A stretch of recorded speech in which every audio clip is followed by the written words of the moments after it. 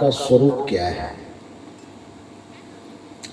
आम धारणा लोगों की यह है कि कबीर साहब के विचारधारा में अथवा उनके मंच पर उनके चिंतकों के द्वारा भगवान की कोई चर्चा नहीं होती है, क्योंकि ये लोग भगवान को नहीं मानते।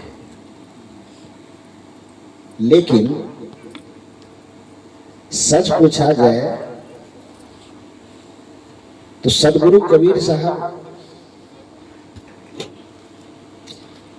न मानने योग्य चीज को ही नहीं मानते हैं। जो मानने योग्य चीज है उसको तो बिल्कुल मानते हैं। अब कोई कहे कि आग गर्म होता है, इसको धरती का कौन व्यक्ति नहीं मानेगा। कोई व्यक्ति कहे कि बर्फ शीतल होता है, तो उसको धरती का कौन पागल व्यक्ति होगा जो नहीं मानेगा।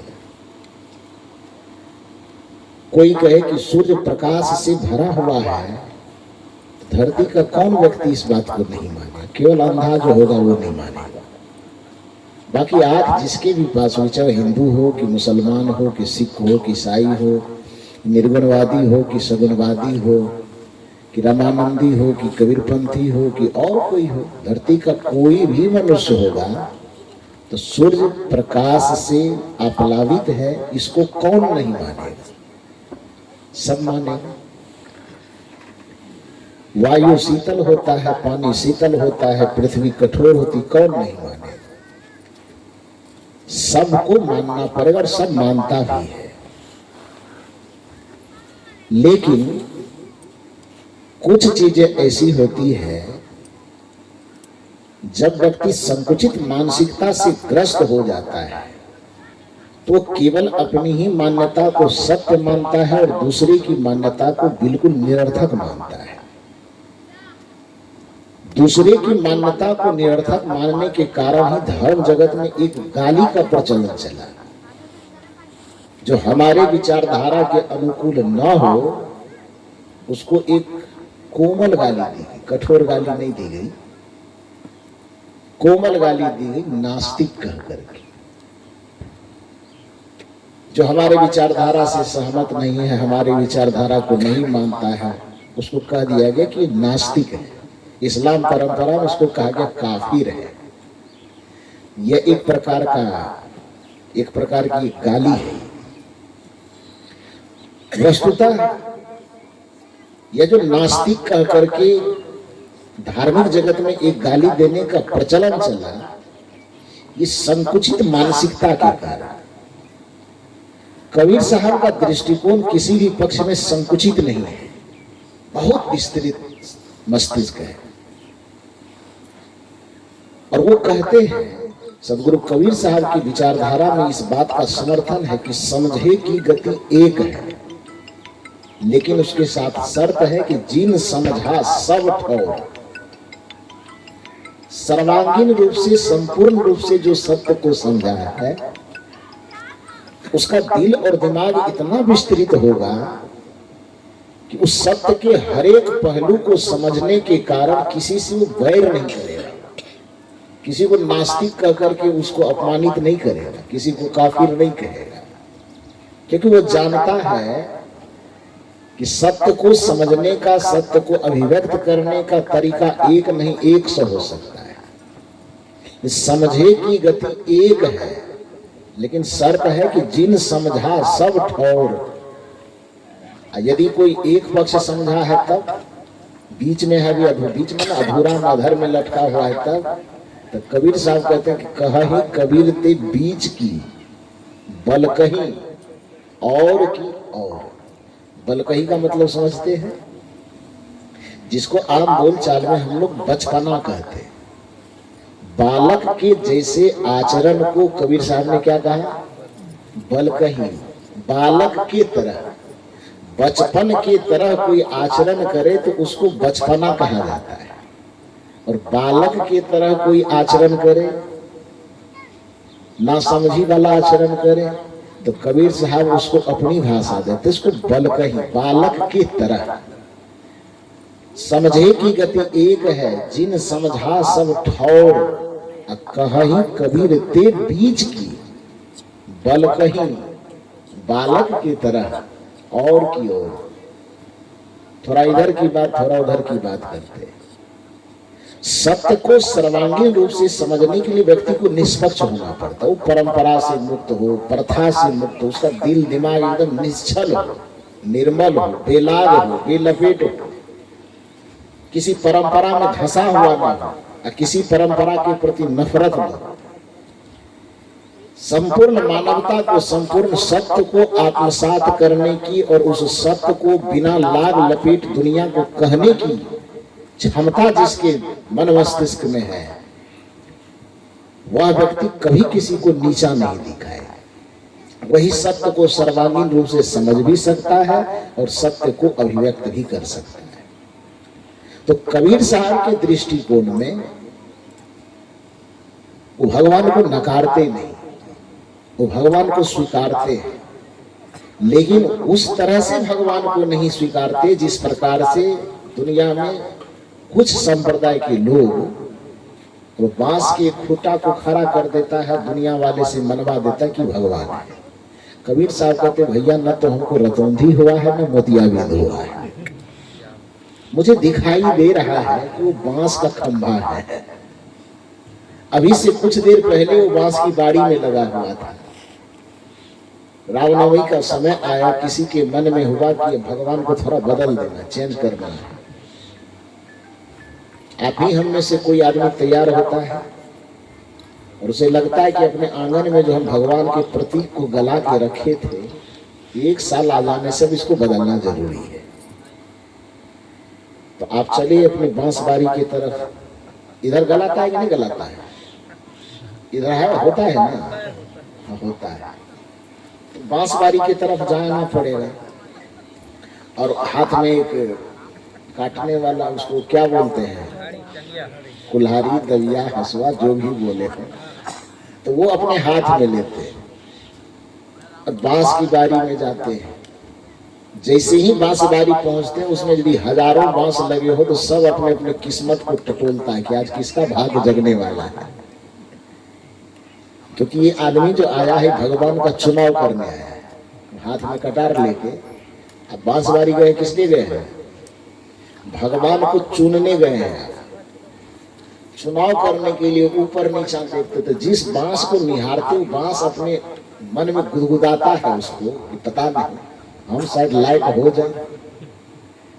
इस सब समूह से निकल करके यदि हम चले गए तो किस्मत मेरा जग जाएगा। सब कोई दिया अगरबत्ती जलाएंगे, दिखाएंगे, पान प्रसाद चढ़ाएंगे, नतमस्तक हमारे सामने हो, तो कौन ऐसा नहीं करवाना चाहता है? नहीं चाहता है। तो उस बांस के मन में कुलबुलाहट है, कोतूहल है। ध्यान दीजिए, कोतूहल, कोलाहल नहीं, 2 शब्द है, कोतूहल, कोलाहल। कोतूहल का मतलब होता है भीतर का शोर और कोलाहल का मतलब होता है बाहर का शोर। जी। तो उस बांस के, हालांकि चेतना तो नहीं है, ये भावात्मक बात कह रहे हैं, लेकिन उसके यदि मान लो कि वो चैतन्य हो तो उसके मन में एक गुदगुदी जैसा भाव पैदा हो कि शायद आज संभावना है कि हम, यदि इसमें से मेरा चुनाव हो गया हजारों के बीच में से, तो हम आज से सीधे भगवान में ट्रांसफर हो जाए। और परिणाम क्या हुआ? जिस किसी बांस को आप निहारते ऊपर से नीचे, बांस के भीतर में गुदगुदी होती हो। अब कोई व्यक्ति यूट्यूब पे देखे तो ये टिप्पणी न करे कि बांस को गुदगुदी कहां से होता। ये भावात्मक बातें हो रही। तो अब उसमें क्या है कि हजारों में से देख करके जिस किसी एक को आपने पसंद कर लिया कि ये सीधा है, लंबा है, टेढ़ा मेढ़ा नहीं है, उसको चुन करके आपने गरासा से, दबिया, हसुआ से आपने काटा। जिस वक्त उस बांस को आपने काटा, वो बांस अपने ऊपर खिल गया कि बस आज से इंसान की तो बात छोड़ो, सीधे भगवान बनने की श्रेणी में हम जा रहे हैं। दरवाजे पे लाए, उसको छील माट किए, एक में उसने सिंदूर, आपने सिंदूर लगाया, और दूसरे में उजला वाला जो भी चीज लगाया, चावल का शायद बनाते हैं, वो बना करके लगाया। 25-50 रुपए में एक लाल वाला झंडा खरीद करके लाया, वो भी आपने लगा दिया। और शाम के वक्त होते होते, दोपहर होते होते, अभी सुबह तक जो बांस के बारी में खड़ा होकर के पक्षी के बैठने का वो आश्रय स्थल बना हुआ था, कौवा, मैना, तोता, कबूतर, जो भी पक्षी जाता हो, सुबह तक जो किसी पक्षी के बैठने का आश्रय स्थल बना हुआ था, उस बांस को आपने चुन करके लाया, दरवाजे पर छीला, बांटा, उसको सिंदूर और उजला वाला चावल उसमें लगाया, और 25 रुपए का उसमें कपड़ा बांधा, संकल्प लिए एक हाथ मिट्टी खाने, और वहां जाकर के वो संकल्प लेकर के गला दिए। 12 घंटा के अंदर क्या हो गया वो? क्या सुबह तक क्या था और शाम तक क्या हो गया? बोलिए थोड़ा सा। भगवान हो गया। तो जब वो बांस भगवान हो गया, तो उस बांस को भगवान बनाया किसने? किसने बनाया? मनुष्य ने बनाया। यदि मनुष्य की दृष्टि उस पे न जाती तो अब तक वो बांस की बाड़ी में पड़ा हुआ होता। और बांस की बारी से उसको लाए हमने, भगवान बनाते। इतना सा समझ आदमी को होना चाहिए कि बना हुआ चीज बड़ा होता है कि बनाने वाला चीज व्यक्ति बड़ा होता है।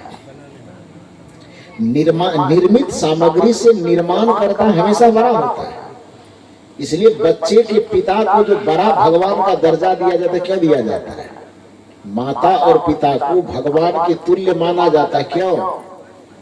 क्योंकि माता और पिता उस बच्चे के निर्माण करता है, निर्माण किया है उसने।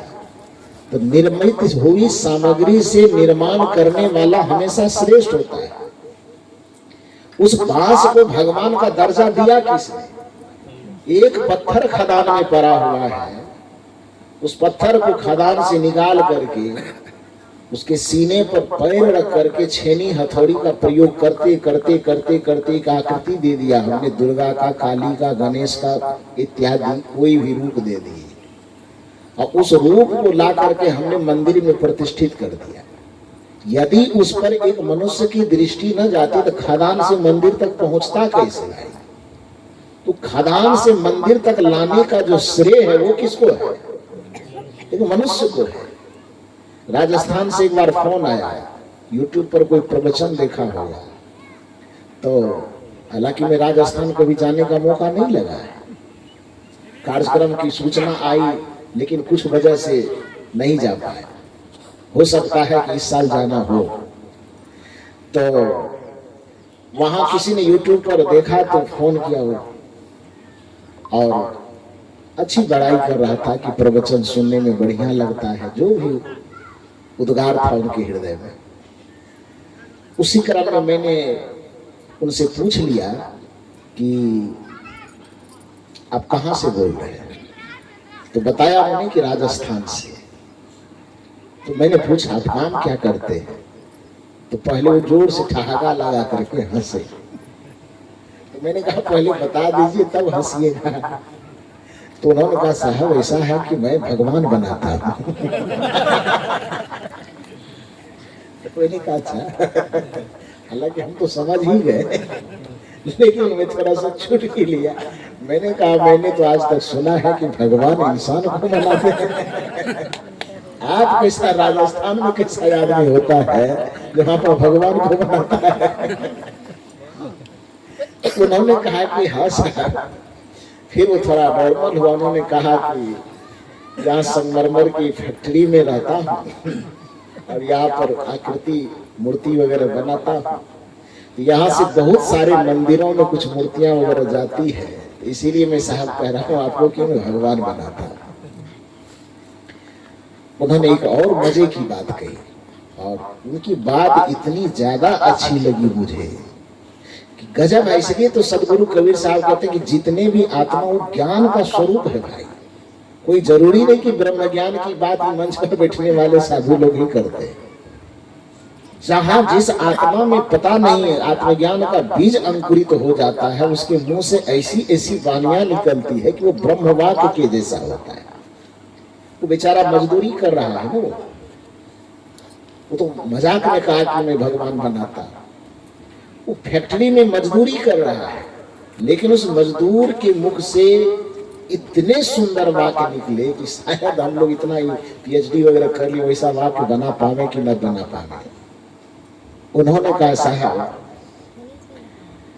मूर्ति में बनाता हूं, लेकिन मूर्ति बनाने के साथ साथ एक बात की अफसोस लगती है कि फैक्ट्री से पत्थर निकालता हूं, उसको जो शकल जो अकल देना आकृति देना होता है वो देता हूं। जब तक यहां से पत्थर, जब तक वो मूर्ति बनती है तब तक भी वह पत्थर ही रहती है। जब तक वह ट्रक पर लादी जाती है तब तक वह पत्थर ही रहती है। जहां से ऑर्डर आता है वहां जब तक लेके पहुंचते हैं तब तक वो पत्थर ही रहती है। मंदिर के दरवाजे तक जाता है तब तक वह पत्थर ही रहता है। लेकिन एक बार जब मंदिर के कमरे में, गर्भगृह में एक बार वह प्रवेश कर जाता है तो एक बार में वह पत्थर पत्थर से भगवान बन जाता है। लेकिन दुर्भाग्य है कि यह आदमी एक बार नहीं, उसी मंदिर के चौखट पर एक बार नहीं 1000 बार उस मंदिर के गर्भ में प्रवेश करता है। एक पत्थर तो मंदिर में प्रवेश करके भगवान बन गया, लेकिन दुर्भाग्य है कि ये आदमी कहलाने वाला 1000 बार उस मंदिर में प्रवेश करके इंसान तक नहीं बन पाता है। इससे ज्यादा दुख की बात क्या है?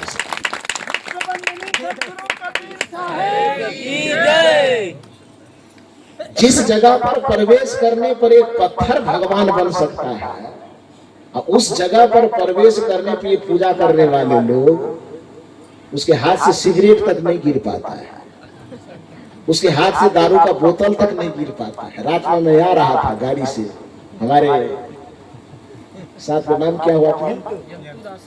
यंतुदास साहब, जो हमारे आदरणीय डॉक्टर साहब के दोस्त हैं, बड़े उदार हृदय के, समझदार। तो रात में मैंने मजाक में कहा भी, चूंकि आने में तो काफी देर लग गई। हम लोग कल चले थे, वहां कार्यक्रम था राजनांदगांव में, दौड़ा भाटा ठेलका डी के पास में। वहां से चले भिलाई आश्रम में, कुछ देर रुके, वहीं भोजन वगैरह हुआ। फिर वहां से चले तो अब चूंकि डॉक्टर साहब के मित्र हैं, बड़े हैं, आदरणीय हैं, सत्संग से तो जुड़े हुए हैं, तो हम लोगों को रास्ते में लाते लाते मन की भावना को पढ़े, शायद थक गए होंगे, कुछ रुके, थोड़ा फ्रेश वगैरह होना हो तो उतार करके वहीं पर बैठा के पानी उनी फ्रेश व्रेश सब करवाए। तो जैसे डॉक्टर साहब के यहाँ डॉक्टर साहब कहते हैं कि साहब फ्रेश वगैरह होना है, तो मैंने कहा कि जिस हनुमान को लाने के लिए आप हम लोगों को भेजे थे, त्रेता युग में जो हनुमान था ना, उस हनुमान को राम जी ने इतना ही कहा था कि जाओ सीता जी का पता लगा के आना, इतने न कह के भेजा था। लेकिन हनुमान चूंकि बुद्धि के देवता माने जाते हैं, इसलिए वो हनुमान जी अपनी बुद्धि का प्रयोग किए और काम एक दे करके भेजा था कि सीता जी का पता लगा के आना है।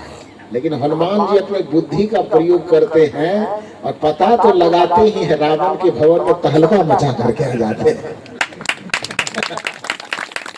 कथा यही कहती है, कोई कथा यही केवल कथा की दृष्टिकोण से सुनेंगे तब तो फिर वो आपको प्रेरणा नहीं दे पाएगा। लेकिन उस कथा में संकेत क्या छिपी हुई है कि आदमी अपनी बुद्धि जितना काम कर करके भेजा गया, यदि उतना ही काम करके आप पाते हैं तो फिर आपकी प्रतिभा दो कोरी की है। उस बुद्धि का, उस प्रतिभा का कोई मतलब नहीं। मतलब यह है कि जिस काम से आपको भेजा गया है, हनुमान जी को भेजा कि जाओ, जो सुसैन वेद से कहा कि जाओ दवाई लेकर के आता, सजीवन बूटी। अब वहां सजीवन बूटी नहीं मिला, पहचान नहीं पाया बेचारा, कहीं लौट करके आ जाता, कहता डॉक्टर साहब हम दवाई नहीं पहचानते। तब तक वो लक्ष्मण बचता है। लेकिन उस जगह बुद्धि का प्रयोग किया ना जी, कि हमें डॉक्टर एक दवाई कहा लाने के लिए, नहीं समझ पा रहे हैं कि कौन सा दवाई लेना है हमको, तो बेचारा पूरा मेडिकल स्टोर उठा के लेके आए।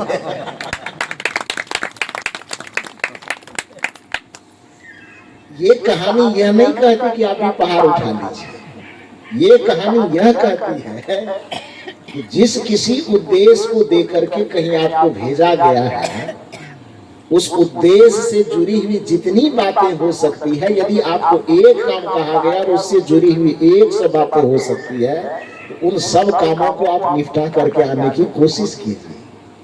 तो मैंने डॉक्टर साहब से कहा कि राम जी ने उस समय में हनुमान का चुनाव किया था, और अभी के समय में आपने जिस मित्र का चुनाव किया वो हनुमान से बुद्धि में कम नहीं है, आपका आधा अधूरा काम करते हुए आया। बड़ा सुंदर से एक बार उनके लिए जोरदार ताली बजा करते हुए। तो रात में ला रहे थे, लाने के क्रम में मैंने देखा कि 10-15 महिलाएं गुलाब वाला साड़ी पहन करके हाथ में डंडा लिए आगे से गुजर रही थी। तो मैंने उनसे पूछा ये लोग कौन है, तो उनको हंसी आई और हंसते हंसते उन्होंने कहा साहब ये लोग लोकल कमांडो है। मैंने कहा सूखा है, हम लोगों को भी कुछ कहेगा क्या? कहा नहीं कहता। यहाँ के पंचायत स्तर पर इन लोगों को मिली हुई है, ड्यूटी मिली हुई कि आप सड़क सड़क गांव गांव घूमिए, ताकि कोई दारू पानी पीने वाला मिल जाए तो उसका स्वागत बढ़िया से कर दीजिए। सोचिए ये कितनी बड़ी विडंबना है कि जिस जगह पर 33 करोड़ देवता, पता नहीं पुराना जनगणना के अनुसार 33 करोड़ गिना जा रहा है, नया जनगणना हो जाए देवताओं का। आदमी का जनसंख्या अब आजादी के समय में 33 करोड़ आदमी की जनसंख्या थी 1947 के आसपास। 33 करोड़ भारतीयों की जनसंख्या थी, और आज आजादी के लगभग 75 वर्ष गुजर जाने के बाद हमारी जनसंख्या 33 करोड़ है। तब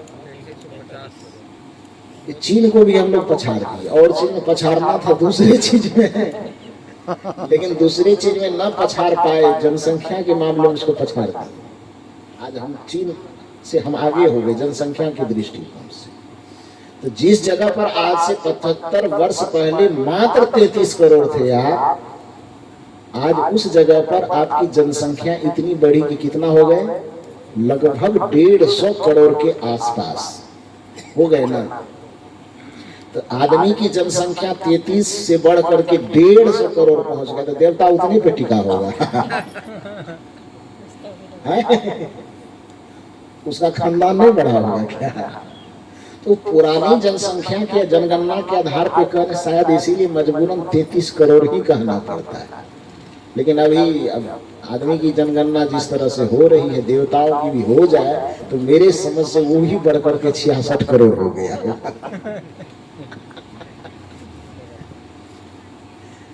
तो खैर जो भी हो, जिस देश में 33 करोड़ देवता की बड़ी कल्पना है, उस देश में आपके हाथ से दारू का बोतल गिराने के लिए, जिस देश में मंदिर चौराहे चौराहे पे मंदिर खड़ा है, कहीं राम का, कहीं शिव का, कहीं और किसी का, कहीं और किसी का, जिस देश में ऋषि प्रधान और कृषि प्रधान देश कहा जाता हो जिस देश को, उस देश में आपके हाथ से दारू को छुड़ाने के लिए, आपके हाथ से दारू का बोतल दूर करने के लिए, आपके घर के महिलाओं को रात के समय में डंडा लेकर के सड़क पे घूमना पड़े। सोचिए कि आप किस भगवान के देश में, सोचिए जरा कि आप किस मंदिर वाले देश में, जरा सा सोचिए कि आप किस ऋषि प्रधान देश में, सोच करके देखिए कि आप किस धर्म प्रधान देश में जी रहे हैं। इस मकसद से, इस दृष्टिकोण से उस खदान में काम करने वाले उस मूर्तिकार की बात पर मुझे बड़ा एकदम क्या कहिए कि मैं झूम गया कि इतनी अच्छी बात एक काम करने वाला कारीगर कह सकता है जो वेद की ऋचाओं से एकदम तालमेल खाता है। उन्होंने कहा कि एक पत्थर हमारी खदान से निकल करके जब तक मंदिर के चौखट तक जाता है तब तक वह पत्थर ही रहता है, लेकिन जिस दिन एक बार वह मंदिर में प्रवेश करता वो भगवान बन जाता। लेकिन दुर्भाग्य की बात है उसी मंदिर में यह आदमी नाम का प्राणी हजारों बार प्रवेश करता है फिर भी वह इंसान नहीं बन पाता। ये सबसे बड़ी दुख की बात। कदाचित यदि उस जगह पर प्रवेश करने के बाद आप में इंसानियत उतर जाती तो उस मंदिर की उपयोगिता और बढ़ जाती। फिर कबीर साहब को उस मंदिर के से शिकायत नहीं करना पड़ता, फिर कबीर साहब को यह नहीं कहना पड़ता कि मंदिर की कोई आवश्यकता नहीं। और यदि यह कबीर साहब कहते हैं कि मंदिर की कोई आवश्यकता नहीं तो यह मंदिर की निंदा नहीं है बल्कि मंदिर पर व्यंग है। आपको यदि व्यंग में और निंदा में अंतर समझ में नहीं आता है तो एक उदाहरण मैं आपको बताता हूं। मान लीजिए कि आप अपने बच्चे को किसी शिक्षक के पास पढ़ने के लिए दिए, उद्देश्य क्या था आपका कि बच्चा अबोध से बोधवान हो जाए, इसमें शिक्षा के प्रति जागृति आ जाए, ललक आ जाए, पढ़ने लगे। 6 महीना लगातार बच्चे को शिक्षक के पास भेजने के बाद भी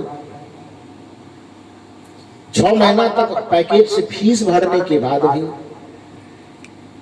सारी मेहनत जो उस बच्चे के पीछे हो सकता है वो सारी मेहनत करने के बाद भी यदि उस बच्चे के अंदर अक्षर का बोध नहीं आ रहा है, पढ़ने के प्रति ललक नहीं जग रही है, तो बताइए कि आप गार्जियन होने के नाते क्या कहेंगे? बच्चे को कहेंगे कि कल से जाना बंद करो।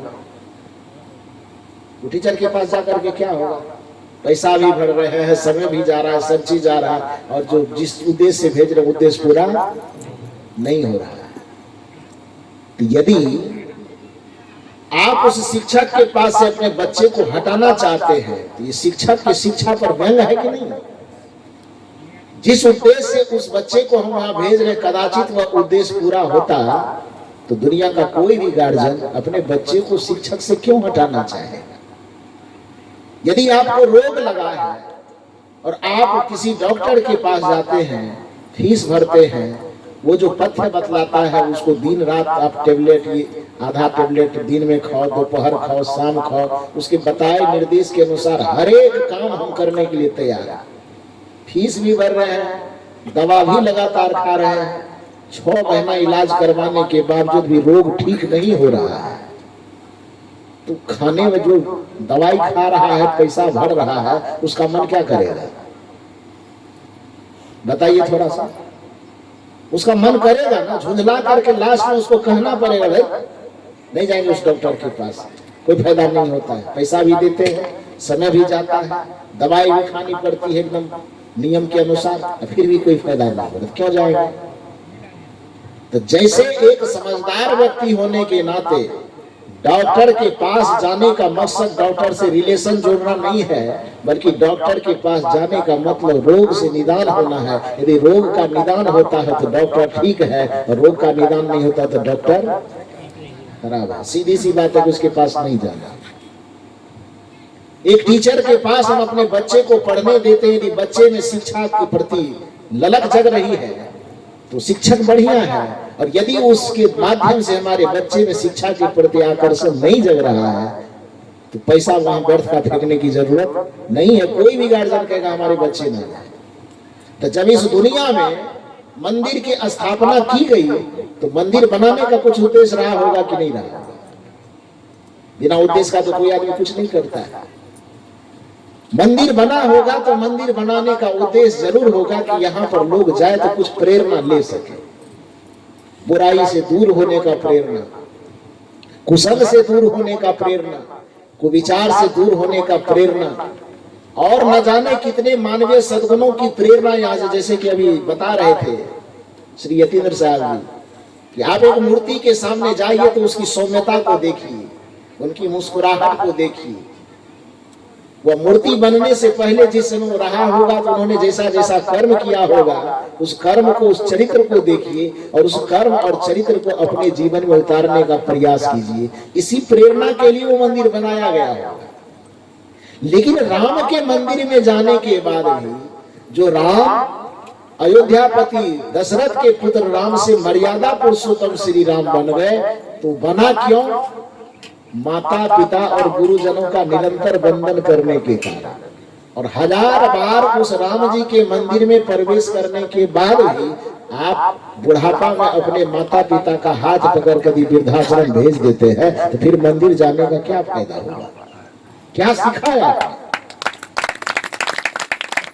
कदाचित यदि आपको श्री राम के मंदिर जाने से यह प्रेरणा मिल जाए कि हमें भी प्रतिदिन अपने माता पिता का आदर करना है, सम्मान करना है, माता पिता के स्वाभिमान की रक्षा के लिए कदाचित राज जैसे चीजों को भी ठोकर मारना पड़े, तो हम राम जी से वो प्रेरणा लेकर के उस राज जैसे संपदा को भी ठोकर मार सकते हैं, लेकिन माता पिता के स्वाभिमान को हम ठोकर नहीं मारेंगे। यह प्रेरणा यदि आपको मंदिर जाने से मिल रहा है तो फिर उस मंदिर को नमन है, उस मंदिर की आवश्यकता है।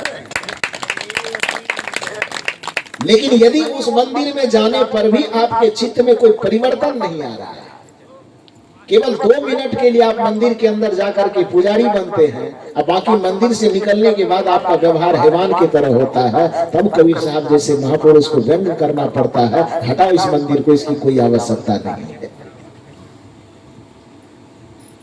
मंदिर की निरर्थकता को मंदिर थोड़े साबित कर रहा है, मंदिर की निरर्थकता को आप साबित कर रहे हैं। जो मंदिर बना था कुसंग से दूर होने के लिए, जो मंदिर बना था थोड़ा आध्यात्मिक चर्चा करने के लिए, जो मंदिर बना था कि आदमी दिन भर उलझनों में थक करके जब चूर हो जाए तो शाम के वक्त में 5 आदमी बैठ करके वहां कुछ कीर्तन करे, वहां कुछ भजन करे, कुछ अच्छी अच्छी आध्यात्मिक चर्चा करे, इसी उद्देश्य से तो बनाया गया था। लेकिन दुर्भाग्य है कि उसको इस उद्देश्य में उपयोग न करके शाम के वक्त अंधेरे में जाके बजरंग बली के पीछे बैठ करके गांजा पीते हैं। तो कबीर साहब क्यों ना कहे, क्यों बनाया मंदिर? कहेगा कि नहीं? अब कबीर की बात छोड़, दुनिया का कोई भी समझदार आदमी होगा उनको कहना पड़ेगा, क्योंकि जिस उद्देश्य से उसको बनाया गया उस उद्देश्य की पूर्ति आप होने नहीं दे रहे हैं। राम जी की मूर्ति इसलिए बनाई गई कि उनको देख करके कम से कम उनसे चरित्र से प्रेरणा ले सके कि प्रातः काल उठ के रघुनाथा माता पिता गुरु ना बने। ये काम तो आपने किया नहीं, बस केवल फूल चढ़ा दिए, अगरबत्ती दिखा दिए, समझ ले कि पूजा हो गई। एक पूजा करने वाला व्यक्ति जब मंदिर जाता है, एक भजन में आता है, मैं तो मंदिर गया पूजा आरती की, पूजा करते ही मन में ख्याल आ गया। मैं तो मंदिर गया पूजा आरती की, पूजा करते ही मन में ख्याल आ गया। क्यों ख्याल आया? क्योंकि जिसके पास गए खड़ा होने के लिए अपने माता और पिता की बात का, वाणी का लाज रखने के लिए अयोध्या जैसे राज को लात मार करके जंगल चला जाता है।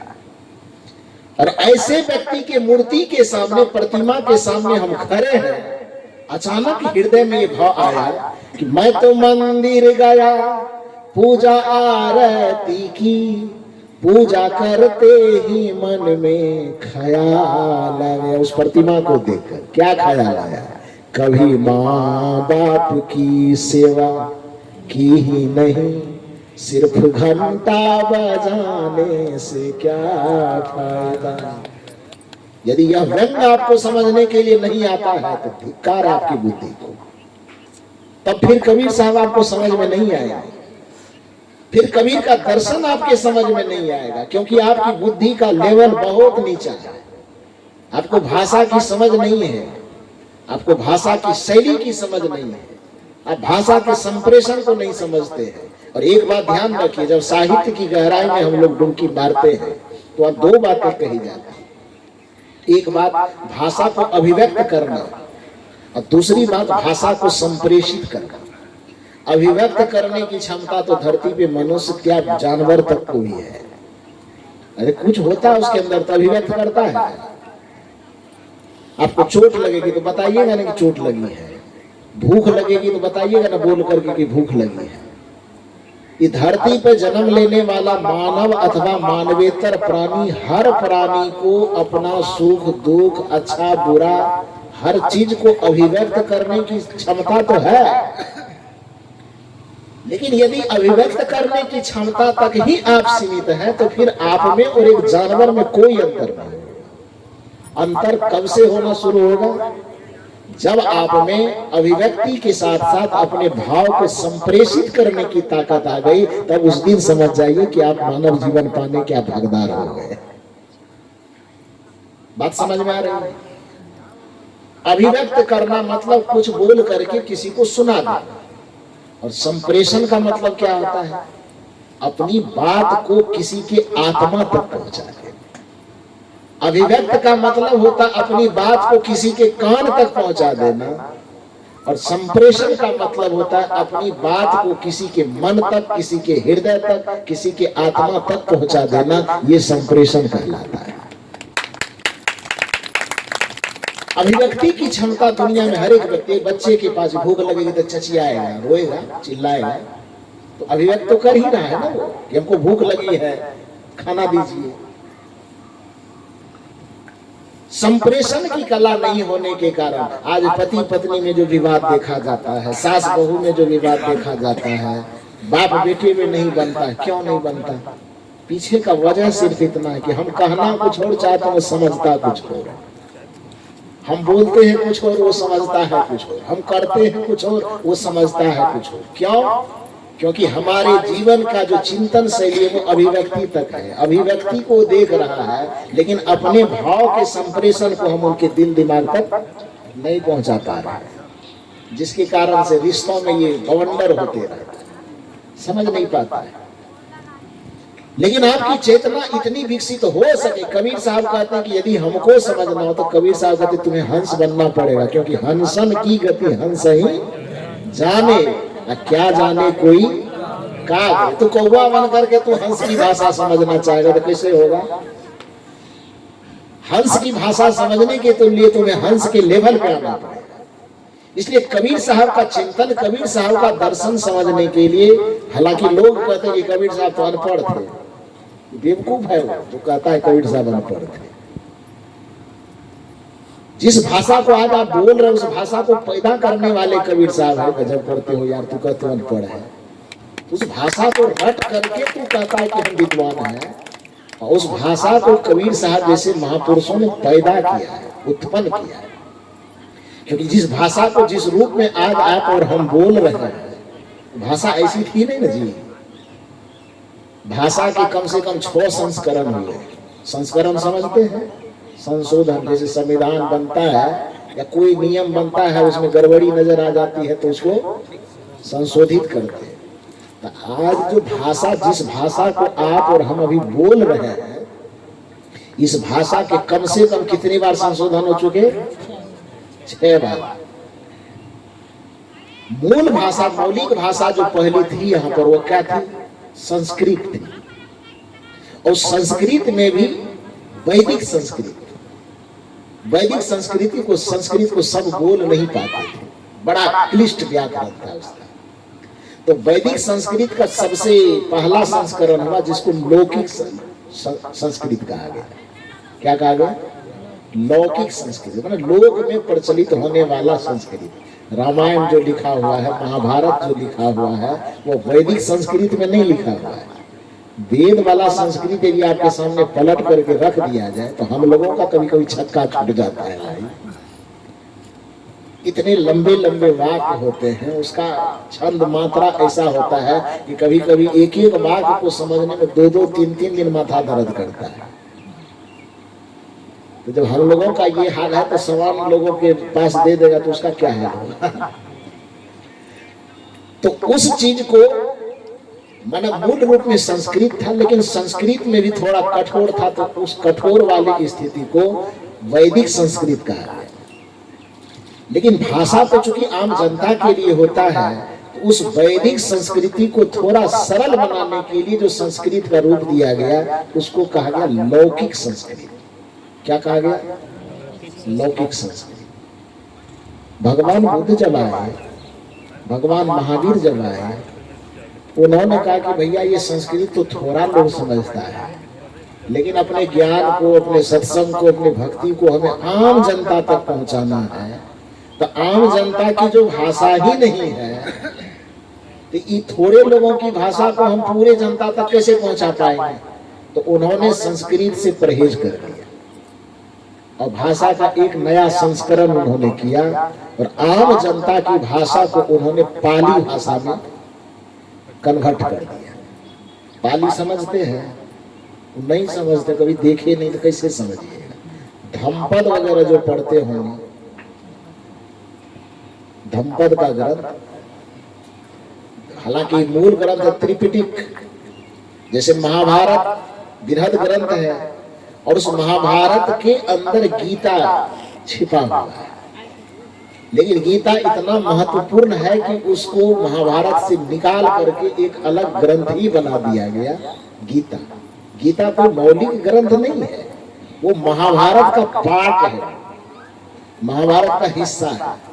उसी प्रकार से भगवान बुद्ध की परंपरा में त्रिपिटक एक महान ग्रंथ है, विशाल ग्रंथ है, और उस त्रिपिटक के अंदर धम्पद है गीता की तरह।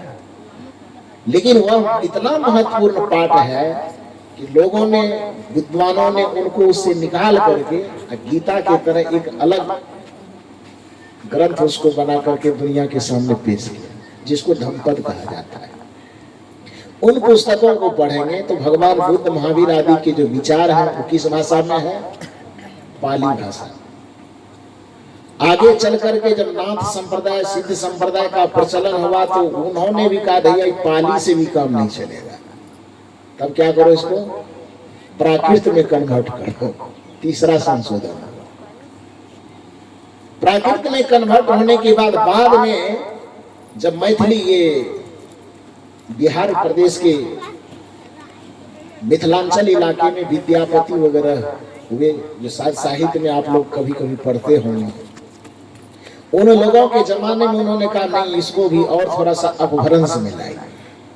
सिद्ध संप्रदाय के भी कुछ विद्वानों ने अपभ्रंश में उसको लाया, और अपभ्रंश में आने के बाद भाषा का ये चौथा संस्करण, अपभ्रंश से ही आगे चल करके अलग अलग क्षेत्रों में जब थोड़ा थोड़ा मनुष्यता का विकास हुआ, थोड़ा थोड़ा साहित्य सृजन की भावना जगी, तो अलग अलग क्षेत्रों में लोगों ने अलग अलग भाषा का गठन किया। आपके छत्तीसगढ़ी भी एक भाषा के अंतर्गत आता है। पूर्वी मागधी से 3 भाषा निकली, अवधी, ब्रज भाषा और छत्तीसगढ़ी। हम लोग जब प्रोफेसर वाला एग्जाम दे रहे थे तो उसमें मैंने इसको इस तरह से रटते थे, एबीसी करने में थोड़ा सा कोड माथा में अटता था, बैठता था। एबीसी, अवधी, ब्रज भाषा और सी से छत्तीसगढ़ी। तो एबीसी कहते थे तो दिमाग में अट जाता था।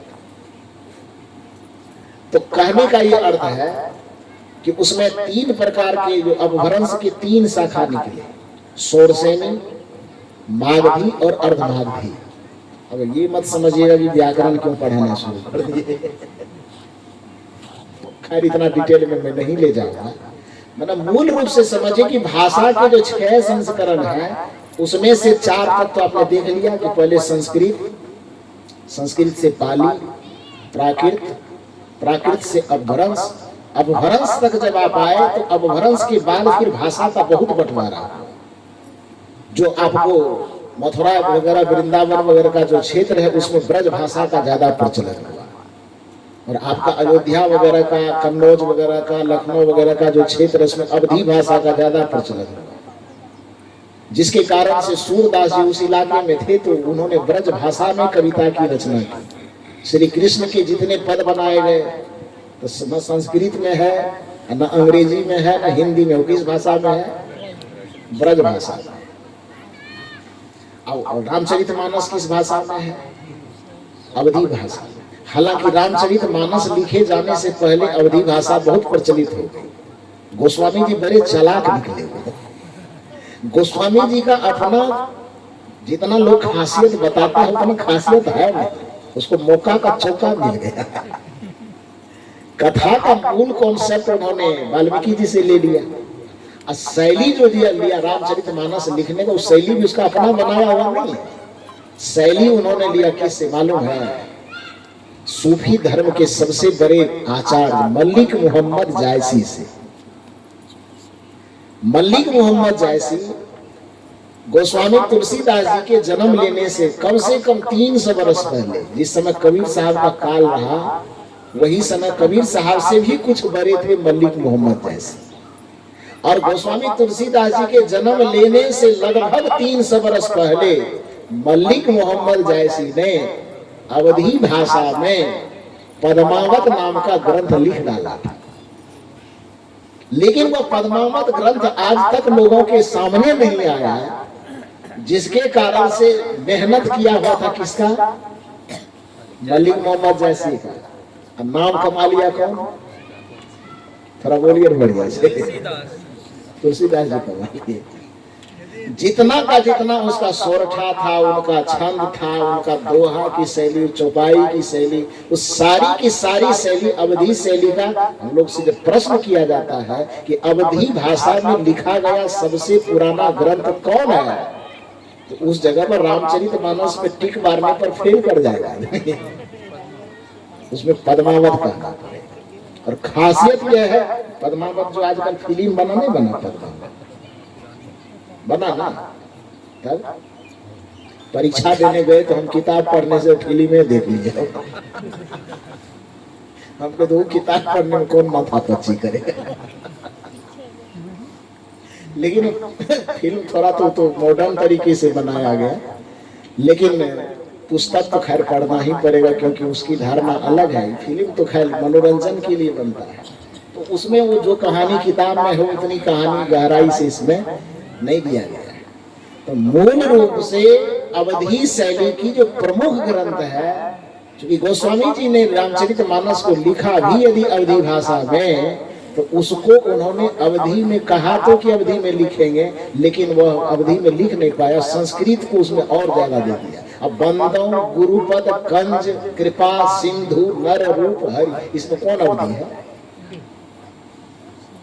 बंदौ ये संस्कृत का शब्द है, कृपा सिंधु ये संस्कृत का शब्द है, नर संस्कृत का शब्द है, हरि संस्कृत का शब्द है। तो शपथ तो खाया कि हम भाषा की अवधि में इसको ले जाएंगे, लेकिन संस्कृत वाला पार्टी था वो तो उस शपथ के कायम नहीं रह सका।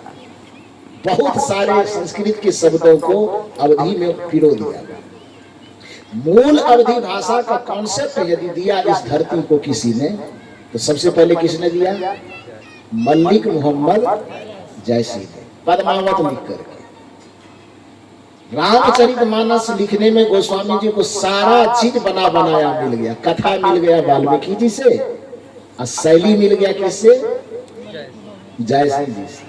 लिया और लिख करके राम जी को कथा का आधार बना करके कॉन्सेप्ट उधर दोनों जगह से कॉन्सेप्ट, कथा का कॉन्सेप्ट वाल्मीकि जी से और शैली का कॉन्सेप्ट जायसी जी से, ले करके बस लिख मारा और दुनिया के सामने आके चमक गया। बाप रे बाप, इतना बड़ा ग्रंथ दे दिया दुनिया को,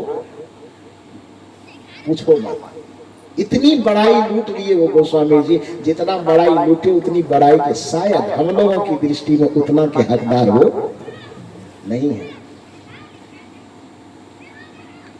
खैर, तो मैं कहना क्या चाह रहा था कि अवधी भाषा और ब्रज भाषा आगे चल करके अवधी और ब्रज का जिस समय प्रचलन था, हिंदी की जो आज शुद्धतम शैली देखी जा रही है, उस हिंदी की उस जमाने में, जिस जमाने में ब्रज भाषा का अवधी भाषा का बोलबाला था, उस समय अवधी और ब्रज के किवाड़ को तोड़ करके उसके बीच आंगन में हिंदी को पैदा करने वाला इस धरती पे कोई महामानव हुआ, तो उस महामानव का नाम है संत सम्राट सदगुरु कबीर साहब। आज भी उनके बीच को देख लीजिए। यही कारण है कि कबीर साहब ने भारत के पूरे क्षेत्रों में, प्रांतों में, छत्तीसगढ़ में, बिहार में, उत्तर प्रदेश में, देश विदेश हो फिरा। कबीर साहब ने कहा कि देश विदेश के किसी भी इलाके में गया और वहां के जनमानस को उन्होंने समझा, और किसी एक ब्रज की या अवधि की वकालत उन्होंने नहीं किया। अपनी भाषा में पूरे देश की संस्कृति को समेटने का उन्होंने, छत्तीसगढ़ आया तो कुछ छत्तीसगढ़ की बातें, बिहार गया तो कुछ बिहार की बातें, बंगाल गया तो कुछ बंगाल की बातें, उत्तर प्रदेश में तो वो थे ही, तो वहां की बात तो रहना जरूरी ही है।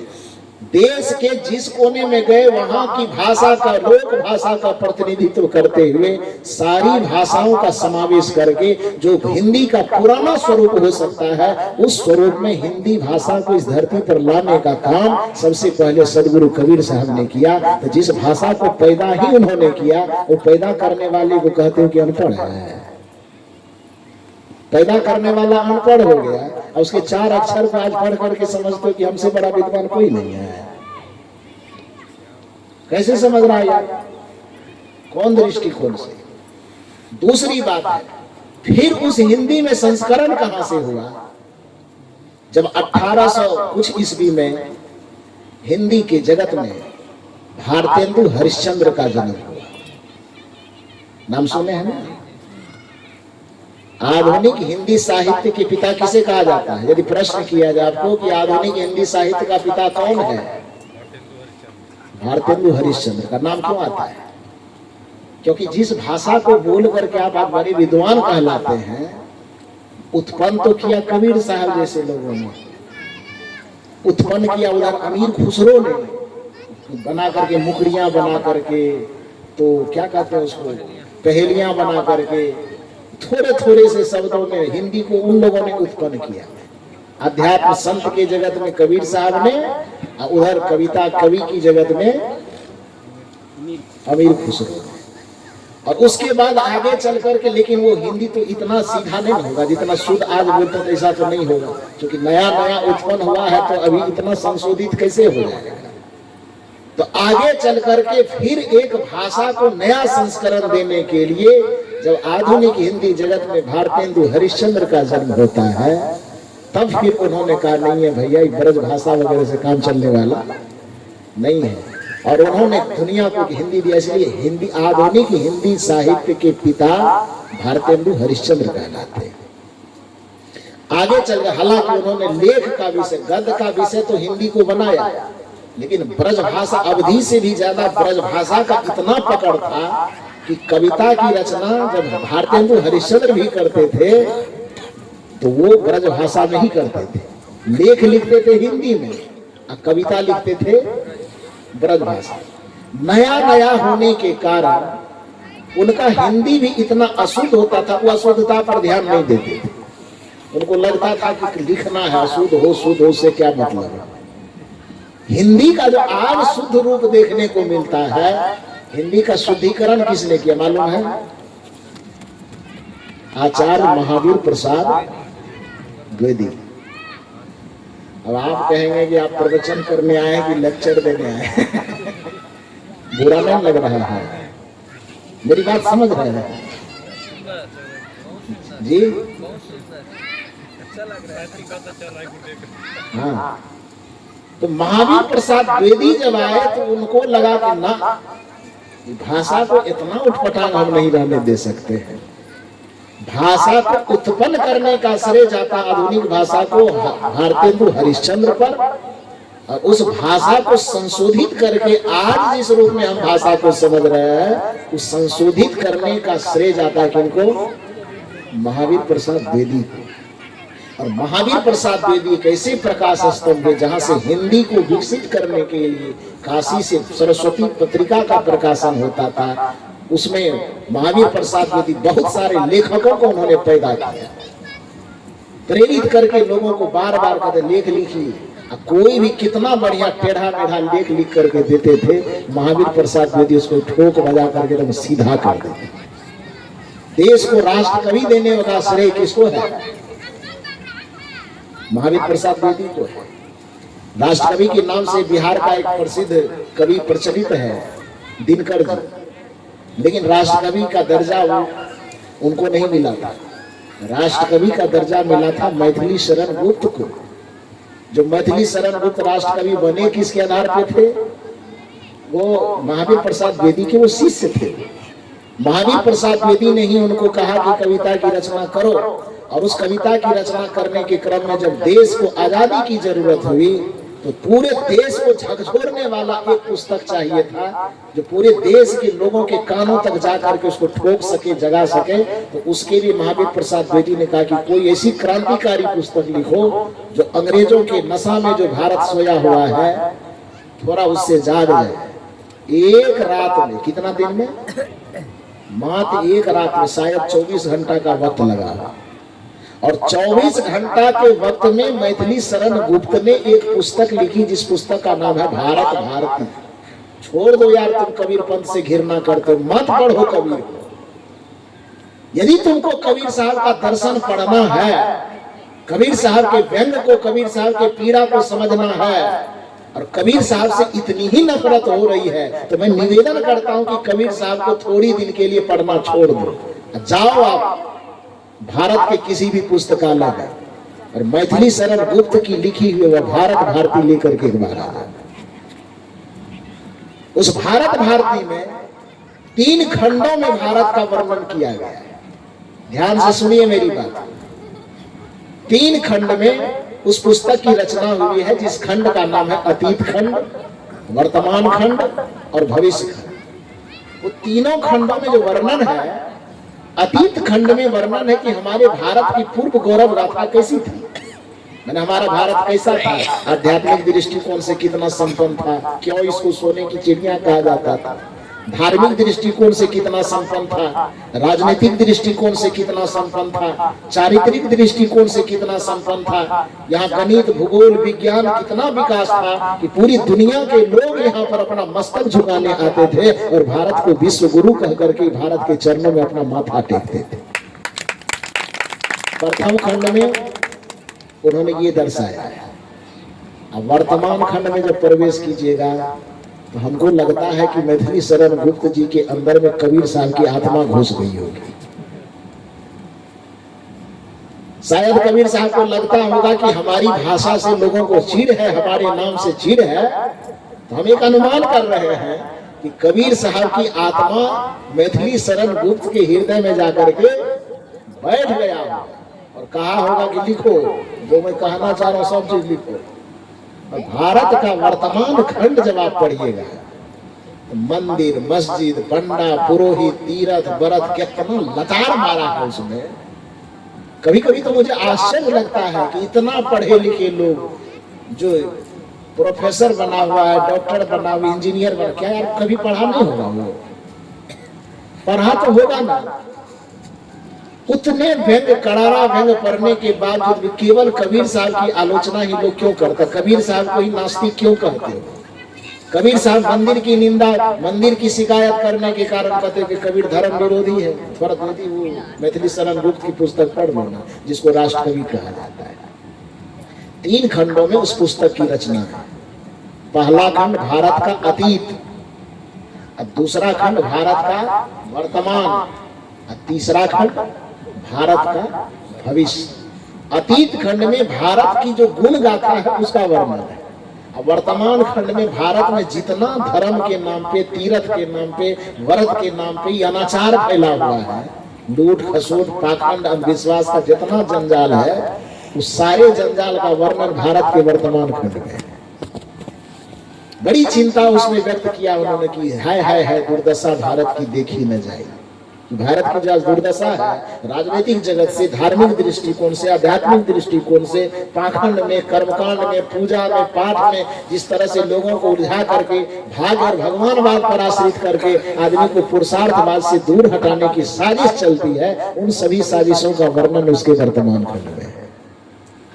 और फिर जब भारत का भविष्य खंड लिखा गया तो उसमें मैथिली शरण गुप्त ने अपनी बुद्धिमत्ता और प्रतिभा का प्रयोग करते हुए भारत को यह रास्ता दिखाया है कि इस पाखंड से मुक्त होकर के भारत को पुनः कैसे विश्व गुरु बनाया जा सकता है, इसका रास्ता उसके अति भविष्य खंड में दिखाया गया है। और जब भारत भारती नाम की पुस्तक कितना देर में लिखा है? 24 घंटे के अंदर। और वह पुस्तक इतना प्रचलित हुआ कि एकदम जंगल में लगे आग के तरह एक दिन में वह पुस्तक लगभग 1 से 1.25 लाख प्रति बिक गई। कितना दिन में? 24 घंटे में लिखी गई, फिर उसको बहुत जल्द छपवाई गई। और सोचिए कि देश के लिए वह कितना आवश्यक रहा होगा उस समय में, जिस समय में देश गुलाम था। तब उस समय में उस गुलामी के मामले में आजादी की लहर फैलाने के लिए उस पुस्तक को जब लोगों के बीच में लाया गया तो एक दिन में लगभग वो 1 से सवा लाख प्रति बिक गई। और जब 1 से सवा लाख प्रति बिक गई और उसमें जो लिखे हुए शब्द थे इतने क्रांति फैलाए कि महात्मा गांधी के कान तक ये आवाज गई कि मैथिली शरण गुप्त ने एक पुस्तक लिखा है जो आदमी में आजादी के बिगुल बजा रहा है। महात्मा गांधी वहीं से मैथिली शरण गुप्त को कहा कि तूने राष्ट्र को जगाया है, इसलिए आज मैं इस पुस्तक के आधार पर तुम्हें राष्ट्र कवि का दर्जा देता हूं। गांधी जी के द्वारा दिया हुआ दर्जा मैथिली शरण गुप्त को राष्ट्र कवि का दर्जा। दिनकर जी को जब राष्ट्र कवि कहा जाता तो दिनकर जी कहते थे कि हमको सुनने में लाज लगता है, मत कहिए राष्ट्र कवि। राष्ट्र कवि हम नहीं है, कौन है? मैथिली शरण गुप्त है। लेकिन वही कहे ना कि कभी कभी ऐसा होता है कि लोग मौका का चौका ऐसा मारता है। मैथिली शरण गुप्त को भी राष्ट्र कवि कहा जाता है, प्रायः लोग नहीं जानता है। राष्ट्र कवि के नाम से कौन प्रचलित हो गए? दिनकर जी प्रचलित। वही बात हुई कि अवधि लिखने का श्रेय जाना चाहिए, जयसिंह को श्रेय कौन लेके चला गया? थोड़ा बोलिए ना बढ़िया से। तुलसीदास जी से।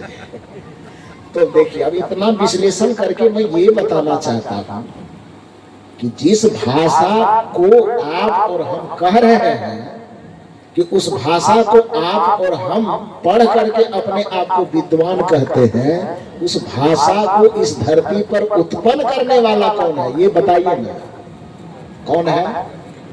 वो सदगुरु कबीर साहब। जिस भाषा को आज हम बोल पा रहे हैं, इस भाषा के नए जन्मदाता के रूप में सदगुरु कबीर साहब हैं। उस भाषा को हम पढ़ कहते हम विद्वान कहलाते हैं, और जिसने उस भाषा को पैदा किया उनको हम अनपढ़ कहते हैं। कितनी बड़ी विडंबना की बात है। इसलिए कबीर साहब को कोई अनपढ़ कहे, ये बात न सुनना चाहिए। और आज के बाद तो हमें लगता है कि आप लोग भी उसको बढ़िया से समझा दीजिएगा। समझाइएगा कि नहीं? कि अभी भी कुछ संदेह रह गया है, नहीं रहना चाहिए। समझा दीजिएगा कि जिसको पढ़ करके तो अपने आप को सोच रहा है कि हम 16 ठो कलम खोसने लायक बन गए हैं, उस भाषा को इस धरती पर उत्पन्न करने वाला कौन है भाई? सदगुरु कबीर साहब है। तो वो कहां से पढ़ेगा? उत्पन्न किया तो वो जब था ही नहीं तो पढ़ेगा कौन सी?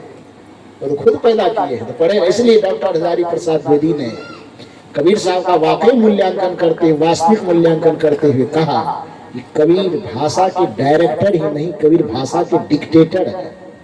डिक्टेटर का मतलब समझते हैं?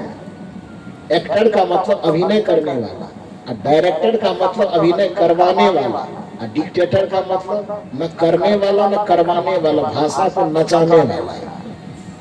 तानाशाह, डिक्टेटर का हिंदी अनुवाद होता है तानाशाह। जब जैसी मर्जी हो, जो कानून बनाना हो, जो नियम बनाना हो बना दे, उसके मुंह से निकला हुआ हर एक वाक्य ही संविधान होता है, उसको डिक्टेटर कहा जाता है। और हिंदी जगत के मूर्धन्य विद्वान डॉक्टर हजारी प्रसाद द्विवेदी ने कहा कि कबीर भाषा के सामने लाचार नहीं है, क्योंकि कबीर भाषा के डिक्टेटर है। वो भाषा को जब जैसा नचाना चाहता है वैसा नचा जाता है। तो इसलिए जिसके इशारे पर भाषा नाचती हो, उस व्यक्ति को यदि आप अनपढ़ कहते हैं तो आपके दिमाग में पता नहीं गोबर भरा है कि भूसा हुआ, आप समझिए। मूल रूप से तो खाए जो बात मैं कहना चाह रहा था कि कबीर साहब की जो भाषा शैली, चेतना शैली, ज्ञान शैली इतनी उच्च है, वो उस हंस दशा में बैठे हुए हैं कि उनकी हंसत्व को समझने के लिए आपको कौवापन छोड़ करके आपको भी हंस की श्रेणी में आना होगा। इसलिए कबीर साहब कह गए कि हंसन की गति हंस ही जाने, क्या जाने कोई कागरे। तो कबीर साहब का व्यंग यदि आपके समझ में नहीं आ रहा है, इसका ये मतलब नहीं है कि कबीर साहब कुछ नहीं जानते, अनपढ़ है, बल्कि इसका मतलब ये है कि उसके संप्रेषण को समझने की क्षमता आपके पास नहीं है। उनके विचारों को, उनके चिंतनों को, दर्शन को पचाने की क्षमता आपकी बुद्धि में नहीं है। क्योंकि शेर का दूध सब नहीं पचा सकता, जर्सी गाय का दूध भले पचा लीजिए, ओरिजिनल गायों का दूध नहीं पच पाएगा, तो शेर की दूध की तो दूर की बात है। और कबीर साहब जर्सी गाय नहीं है, कबीर साहब शेर है। उनकी वाणी के दूध को पीना सबके कलेजे का पावर नहीं है, कि नहीं पचा सकता। तो कहने का ये अभिप्राय है मैं मूल रूप से कह रहा था कि कबीर साहब मंदिर के निंदक नहीं है, भगवान के निंदक नहीं है, बल्कि वो ये कहना चाहते हैं कि भगवान के नाम पर यदि आपने ईंटा खड़ा कर दिया और 5 तिलक लगा दिया और आप कहते हो कि भगवान है, कबीर साहब कहते दोनों बात है। रात के लिए न मुझे रतौंधी है, न दिन के लिए मुझे मोतियाबिंद है। मेरे आंख को स्पष्ट दिखाई देता है कि वो ईंटा रखा हुआ है, इस पे 5 तिलक लगे हैं, तो ईंटा का उपयोग घर बनाने में होता है, उसका घर बनाने में उपयोग करो, धन्यवाद दूंगा मैं। लेकिन उसका उपयोग यदि बेटा बेटी दुनिया धन माल खजाना दिलवाने में करोगे तो ईंटा का उपयोग वो काम करने में नहीं है, वो हम नहीं मानेंगे। अब इस ईंटा को नहीं मानने के इसका यह अर्थ थोड़ा है कि हम भगवान को नहीं मान रहे हैं। बांस को हम नहीं मान रहे, इसका ये थोड़े मतलब है कि हम भगवान को नहीं मान रहे हैं। भगवान को हम मानते हैं, लेकिन जो भगवान है उसको भगवान मानते हैं। 500 का नोट होगा तो वो दीजिएगा तो मानेंगे, 500 नकली नोट ला के दीजिएगा तो ऐसे देखेंगे कि नहीं देखेंगे? नजर आएगा कि नहीं ये ठीक नहीं है तो उसको फेंक देंगे, नहीं है। तो जो फेंके तो 500 के नोट को 5000 के नोट को थोड़े फेंका गया, वो असली के नाम पर जो नकली आ गई उस नकली को फेंका गया जी। तो नकली फेंकने का मतलब असली की अवहेलना नहीं होती है, बल्कि नकली फेंकने का मतलब असली का इज्जत करना होता है। कबीर साहब ये नहीं कहते हैं कि मैं भगवान को नहीं मानता, कबीर साहब ये कहते हैं कि असली भगवान के नाम पे जो तुम नकलियों का जाल बिछा के रखा है उस नकली को हम फेंक देने वाले हैं। क्योंकि जब तक नकली को फेंका नहीं जाएगा आदमी असली भगवान के पास नहीं पहुंच पाएगा। परमात्मा के नाम पर फैले हुए आडंबर को जब तक उघारा नहीं जाएगा व्यक्ति असली परमात्मा के करीब नहीं पहुंच पाएगा। ईश्वर के नाम पर फैले आडंबर को अंधविश्वास को जब तक उखाड़ करके नहीं फेंका जाएगा तब तक आदमी ईश्वर के स्वरूप को समझ नहीं पाएगा। कबीर साहब भगवान के विरोधी नहीं है, बल्कि कबीर साहब भगवान के सबसे बड़े समर्थक हैं। कबीर साहब ईश्वर के विरोधी नहीं है, बल्कि कबीर साहब ईश्वर के सबसे बड़े समर्थक हैं। कबीर साहब राम के विरोधी नहीं है, बल्कि कबीर साहब राम के सबसे बड़े समर्थक हैं। लेकिन कबीर साहब कहते तू तो बस एक दशरथ के पुत्र राम में अटक के रह गया यार। जिस दशरथ ने जिस राम को जन्म दिया तुम उसमें अटक गए। मैं तुम्हें उस भगवान के पास ले जाना चाहता हूँ जो दशरथ का भी भगवान है, जो दशरथ के दादा का भी भगवान। यदि रामे पर से भगवान मानेंगे, राम के बाप का भगवान फिर कौन होगा? राम के दादा का भगवान फिर कौन होगा? राम के नाना जो होंगे उसका भगवान कौन होगा? पूछिए छत्तीसगढ़ वाले से, जब आपको छत्तीसगढ़ वाला देंगे। क्योंकि राम जी का ननिहाल कहाँ है? कहाँ है ननिहाल? छत्तीसगढ़ में। तो नाना सब बताइए कि राम जी के जब चूंकि राम जी के पहले नाना आए होंगे ना, पहले नाना आए होंगे तब उसकी माँ जन्म ली होगी, तब फिर माँ की शादी हुई होगी, उसके बाद में राम जी जन्म लिए होंगे। यदि भगवान की उत्पत्ति हम राम से ही मानेंगे तो राम जब नहीं थे इस धरती पर तब इस धरती पे कोई भगवान था भी नहीं था। अरे मेरी बात समझ रहे कि नहीं समझ रहे? कबीर साहब कहते हैं कि केवल अयोध्या में जो जन्म लिया भाई प्रगट कृपाला दीन दयाला कौशल्या हितकारी तुम्हारी दृष्टि उस राम पे जाके अटक गई। मैं उस राम की चर्चा करना चाहता हूँ जो केवल वो दशरथ के बेटा राम नहीं है बल्कि दशरथ का भी भगवान राम है, जो कौशल्या का भी भगवान राम है, जो कौशल्या के भी नाना होंगे उसका भी भगवान है। उस भगवान तक मैं ले जाना चाहता हूँ जो सबका भगवान है और सबके हृदय में बैठा। यही बात कहना चाहते हैं। और कबीर साहब ने उस राम की उपासना करने के लिए पूरी दुनिया को बताया। कस्तूरी कुंडल बसे मृग ढूंढे वन माही, ऐसे घट घट। आगे बोल दीजिए आप। राम जी के ननिहाल वाले तो इतना काम भी नहीं कीजिए कैसे हो? और आप कहते हैं कि कबीर साहब राम को मानते नहीं। अरे कैसे नहीं मानते? वो चिल्ला करके पुकार करके कह रहे कि ऐसे घट घट राम है। और है मतलब नहीं कभी नहीं होता है मतलब हाँ होता है। और आप जबरदस्ती उसके मुंह में ना को डालना चाहते हैं कि कबीर साहब कहे कि ना होता है, कबीर साहब कहे हाँ होता है, आप कहते हैं ना होता है। कैसे होता है? कस्तूरी कुंडल बसे मृग ढूंढे वन माही, ऐसे घट घट राम है दुनिया जानत ना। तब ननिहाल वाला हो कि इतना भी नहीं बोलिएगा। अभी जहाँ पर राजनांदगांव में ठेलकाटी के बगल में जो कार्यक्रम हो रहा था, वहाँ एक प्रोफेसर आए हुए थे। वो आए कहे साहब मिलने के लिए गए, ऊपर में दूसरा मंजिल पर ठहरे हुए थे। तो जैसे गए एक आदमी को लेके गया, उन्होंने कहा गुरुजी मैं सत्संग को कभी नहीं सुनता, सत्संग से मुझे कोई मतलब भी नहीं है, महात्मा लोगों को मैं देखना नहीं चाहता। परसों की ही बात है,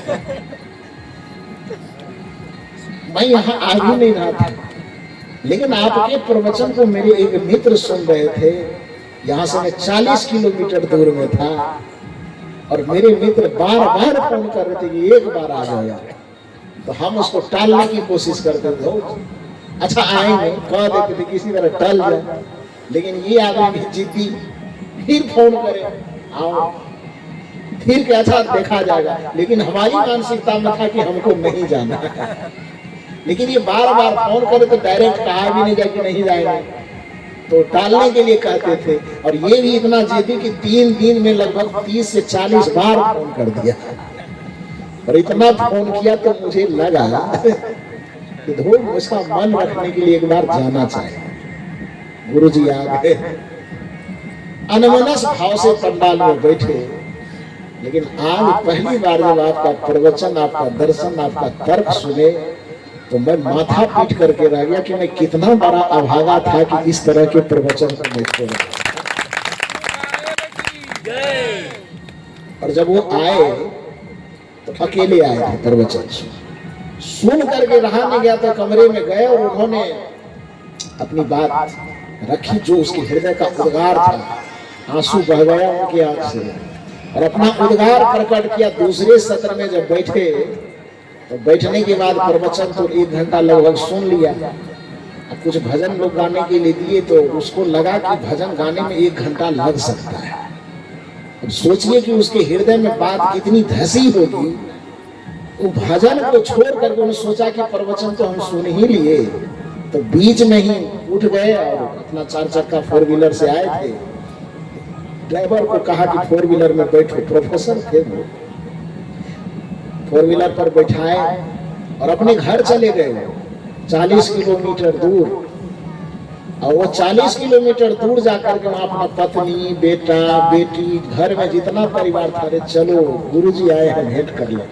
पत्नी भी हैरान है कि कैसा आदमी है, आज तक तो सत्संग का नाम सुन करके भैंसा की तरह भरकता था।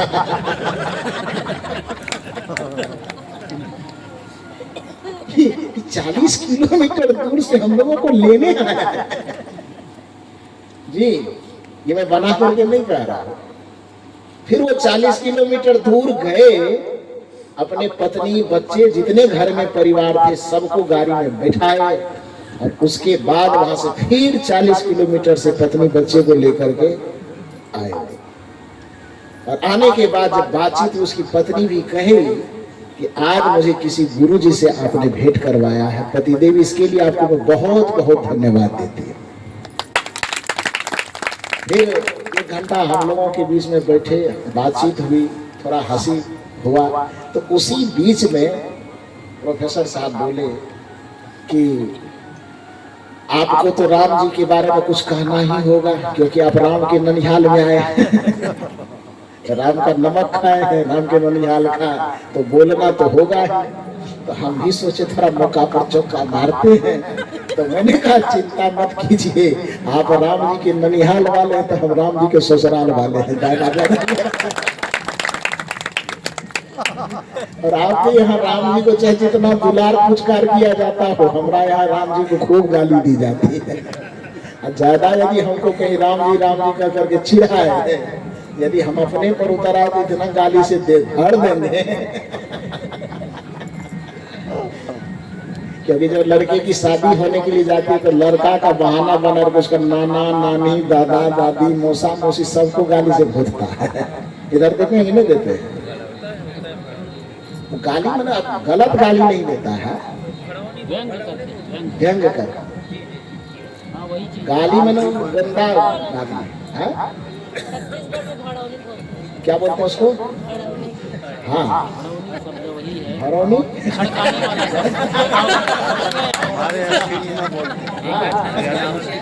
सीखना इधर क्या बोलते हैं? हरौनी, भड़काने वाला। हाँ व्यंग ही हुआ। उधर की भाषा में उसको गाली बोल दिए, इधर की भाषा में बोले तो वही भरौनी भड़कौनी जो भी कहते हैं।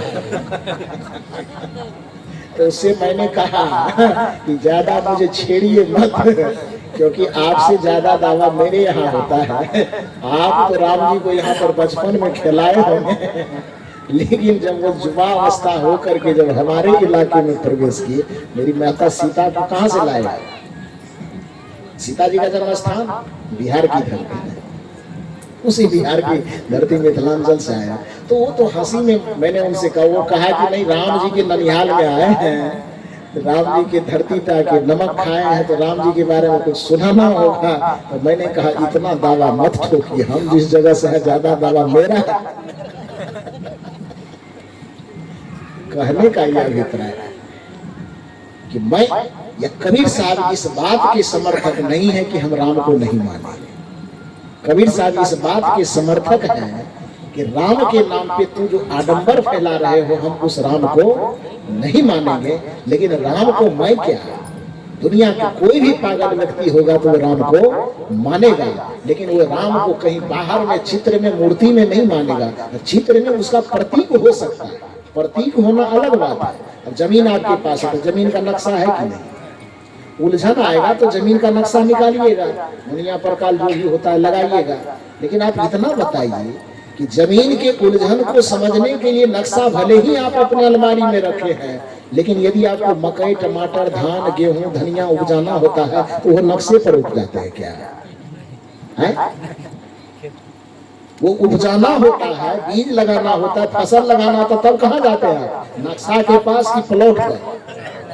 थोड़ा बढ़िया से बोलिए ना, प्लॉट पर जमीन जिसको कहते हैं, वो जमीन कागज वाला होता है कि ओरिजिनल? ओरिजिनल होता है। अरे भैया जिस समय उलझन पड़ेगी उस समय नक्शा निकाल लेंगे, लेकिन कुदाली चलाना है, हर चलाना है, बीज छींटना है, तो नक्शा को बार बार जाके क्या देख रहे? प्लॉट पर चलो ना। मंदिर वाला जो चित्र है वो एक नक्शा है भगवान का। यदि उलझन आएगी तो मंदिर में जाके नक्शा को समझ लेंगे, लेकिन जब ओरिजिनल भगवान के पास जाना हो तो मंदिर जाने की जरूरत नहीं। वो कबीर साहब का जो हृदय मंदिर है उसमें प्रवेश करना। और कबीर साहब कहते हैं कि ओरिजिनल राम यहाँ है। कस्तूरी कुंडल बसे मिर्ग ढूंढे बनमाही, ऐसे घट घट राम है दुनिया जानत नहीं। जो तिल माही तेल है, जो चकमक में आग, तेरा साईं। अब साईं कहिए कि ईश्वर कहिए कि भगवान कहिए कि परमात्मा कहिए, केवल भाषा का अंतर है, भाव का और तथ्य का कोई अंतर नहीं है। और आप कहते हो भगवान को मानते नहीं है, कैसे नहीं मानते? जो तिल माही तेल है, जो चकमक में आग, तेरा साईं तुझ में जाग सके तो जग जाइए और भगवान को पा लीजिए, मानने की जरूरत ही नहीं पड़ेगी। तो बहुत बहुत साधुवाद। पता नहीं बोलते बोलते कितनी बातें बोल गए, यदि बुरा लगा हो तो क्षमा कीजिएगा। आपके मस्तिष्क में कहीं ये नहीं लगना चाहिए आए थे प्रवचन करने, प्रोफेसर की तरह लेक्चर झाड़ने लगे। आदत है ना, कभी कभी यूनिवर्सिटी में जाते हैं, वहां पर विद्यार्थियों के बीच में अपनी बात रखनी होती है, तो इस जगह आते हैं तो थोड़ा इसकी भी मर्यादा है ना, इस मर्यादा में थोड़ा बन जाते हैं। तो विद्वानों की सभा जहां लगती है तो एक बात आप समझ लीजिए, खौलते हुए पानी में आग से कहा, क्या कहा? शायरी यदि समझते तो समझिए थोड़ा सा। खौलते हुए यानी उबलते हुए, उबलने वाला पानी समझते हैं ना, तो उबलते हुए पानी ने आग से कहा, यदि बर्तन की मर्यादा न होती तो तुम्हें बताता कि तुम्हारी औकात क्या है। तो बर्तन की मर्यादा है कि तू बचा हुआ और हमको खौला रहा है। हम लोगों के पास जो कबीर साहब के खिलाफ में कोई कुछ बोलने के लिए आता है तो यही बर्तन की मर्यादा होती है, जो सामने से बढ़िया से सुरक्षित होके चला जाता। सुरक्षित होने का मतलब ये नहीं कि मर्डर हो जाएगा, मतलब उसको वो व्यंग वो शैली में हम लोग कुछ कह नहीं, उस शैली को यदि उसे सुनना हो तो थोड़ा सा विद्वानों की वो सभा लगावे, थोड़ा यूनिवर्सिटी का माहौल पैदा करे, तब हम लोगों के सामने थोड़ा सा आ जाए। कबीर साहब अपने जमाने में विद्यालय गए हो कि न गए हो मुझे नहीं पता, विद्यालय था ही नहीं, तो गाछ के नीचे में विद्यालय लगता था, नहीं लगता था। ये प्राथमिक विद्यालय, उच्च विद्यालय, महाविद्यालय बना हुआ था। अरे आम गाछ के नीचे एक शिक्षक बैठ जाते थे, वहीं पर पढ़ते थे। तो विद्यालय था ही नहीं तो लोग विद्यालय जाएगा कहां से भाई, कहां से जाएगा? तो मेरी दृष्टिकोण में मैं ये जहां तक समझ पा रहा हूं कि भले ही कबीर साहब को कभी विद्यालय जाने का मौका लगा हो कि ना लगा हो, लेकिन आज उसी कबीर के खानदान में, उसी कबीर के परिवार में ऐसे ऐसे व्यक्ति पैदा है जो यूनिवर्सिटी को पैदा करने वाला है, यूनिवर्सिटी को उत्पन्न करता है। तो कबीर साहब के जमाने में तो आप है नहीं कि उनसे हाथ से हाथ मिला पाइएगा, एक बार जरूरत समझ में आवे तो उनके परिवार के बच्चों से आकर के हाथ मिला, बात समझ में आ गई। तो बहुत बहुत साधुवाद, बहुत बहुत आभार आप लोगों के प्रति, मेरी इतनी वाणी को आपने इतना शांत और धैर्य पूर्वक सुना, इसके लिए बहुत बहुत साधुवाद देते हुए, यदि ज्यादा बदमाशी कीजिएगा तो भड़काने भी शुरू हो जाएगा। तो बहुत बहुत साधुवाद देते हुए अपनी वाणी को यहीं पर विराम देता हूं। बोलिए सदगुरुदेव की।